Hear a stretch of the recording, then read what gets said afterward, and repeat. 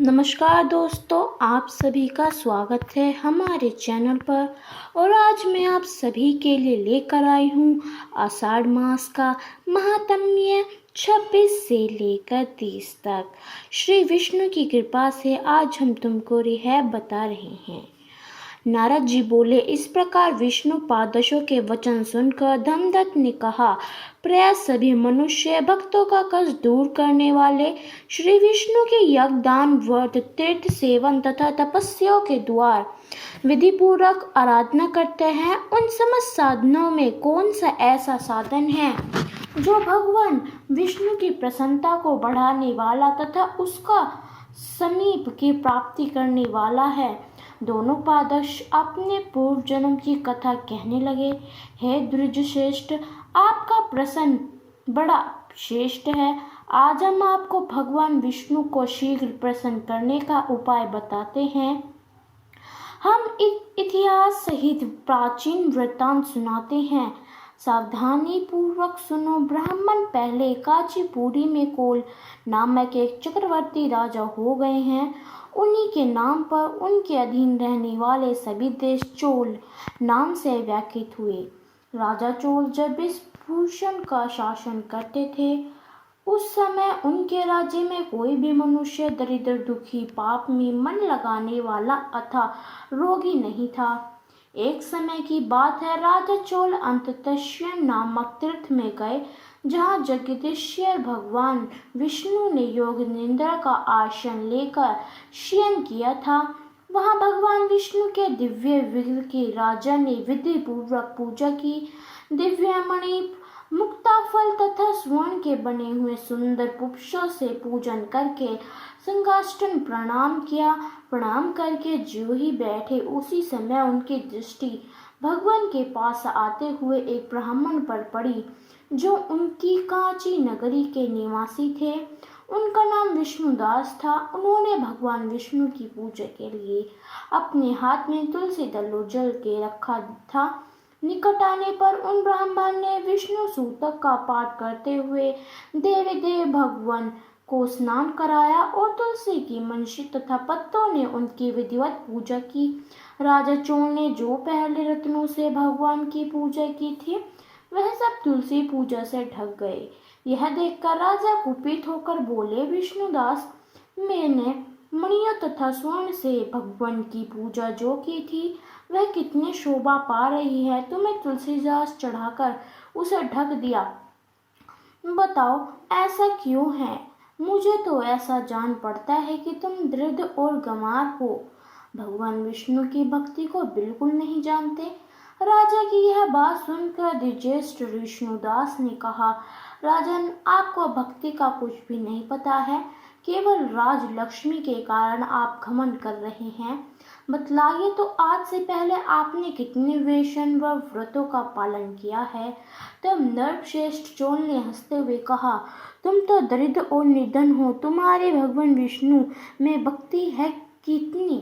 तुमने भगवान को संतुष्ट करने वाला कोई भी यज्ञ और दान आदि नहीं किया, और न पहले कभी कोई देव मंदिर ही बनाया है। इतने पर भी तुम्हें अपनी भक्ति का इतना गर्व है।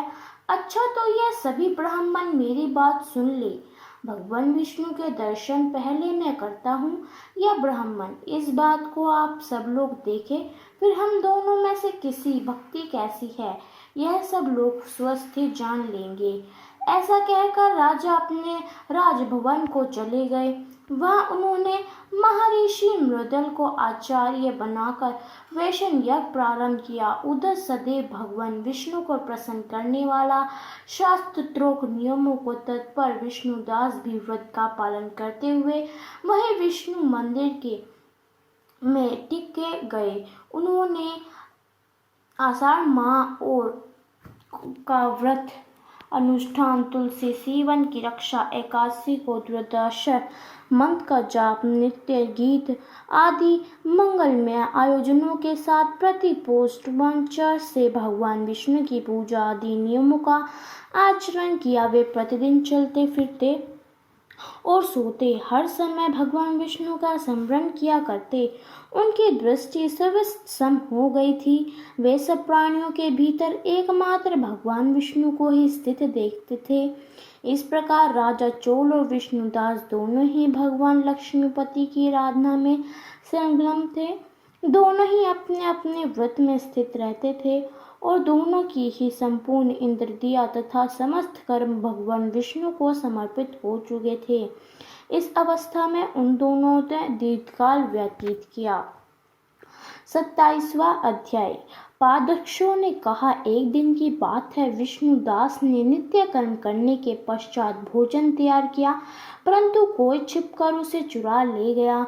विष्णुदास ने देखा भोजन नहीं है, परंतु उन्होंने दोबारा भोजन नहीं बनाया, क्योंकि ऐसा करने पर स्वयं काल की पूजा के लिए उन्हें अवकाश नहीं मिलता। अतः प्रतिदिन के नियम का भंग हो जाने का भय था।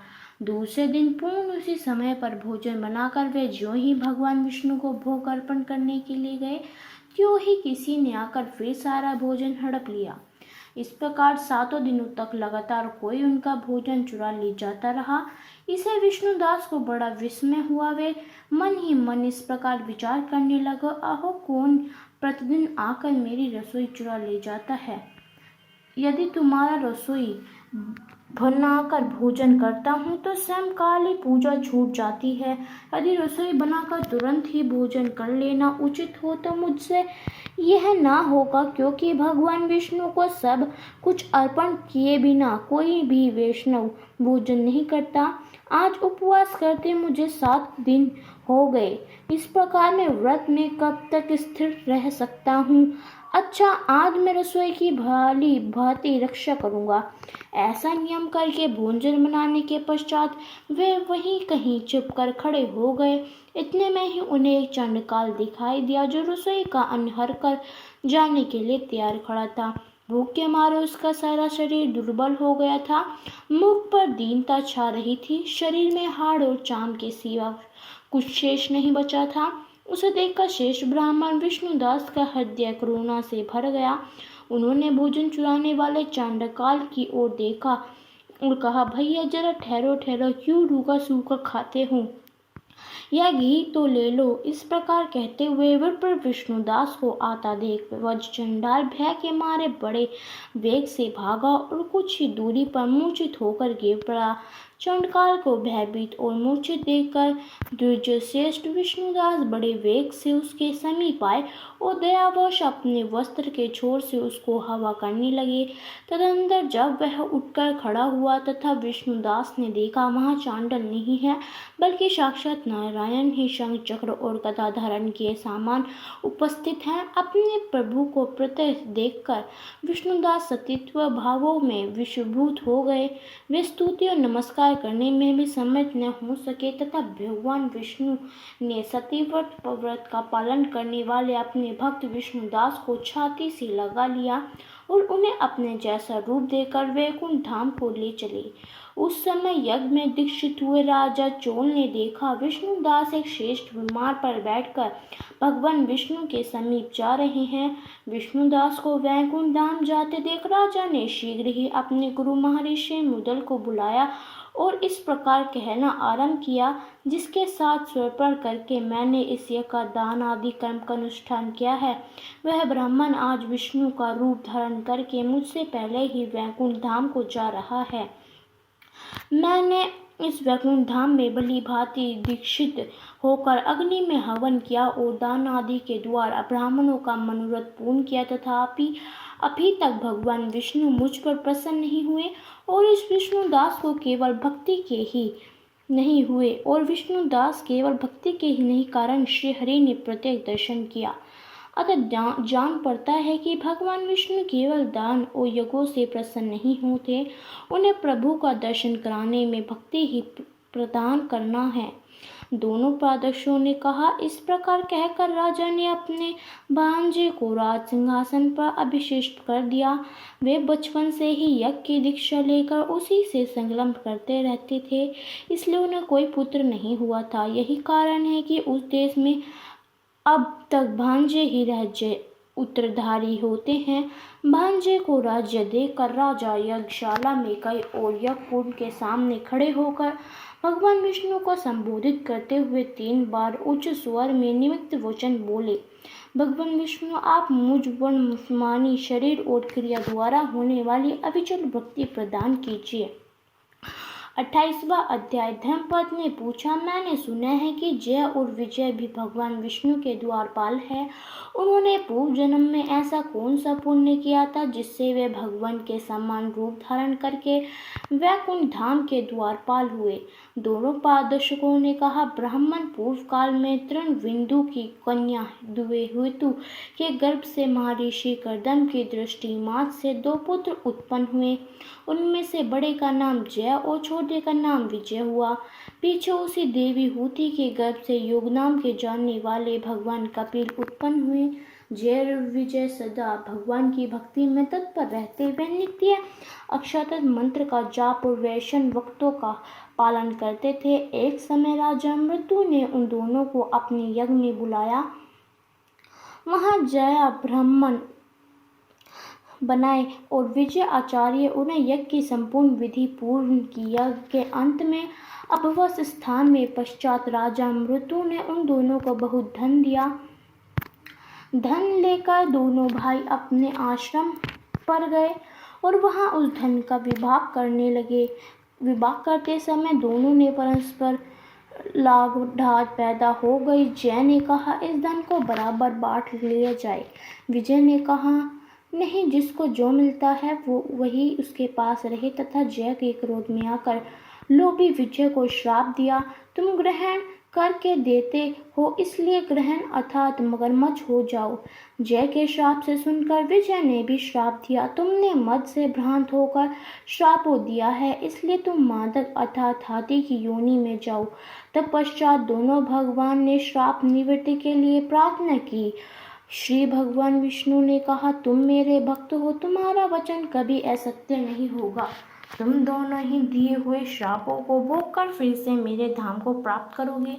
ऐसा कहकर भगवान विष्णु ने अंतर्धानी हो गए।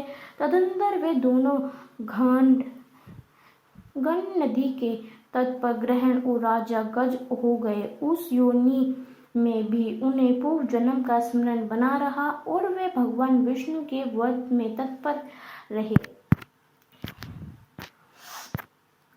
29वां अध्याय। राजा पृथु ने कहा, हे मुनिश्रेष्ठ, आपके कलह द्वारा मृत्यु पाने जाने वाला वरदान मुझसे कहा जिससे मैंने ध्यान पूर्वक सुना। हे नारद जी, यह काम उन दोनों नदियों के प्रभाव से हुआ था। कृपया यह मुझे बताने की कृपा कीजिए।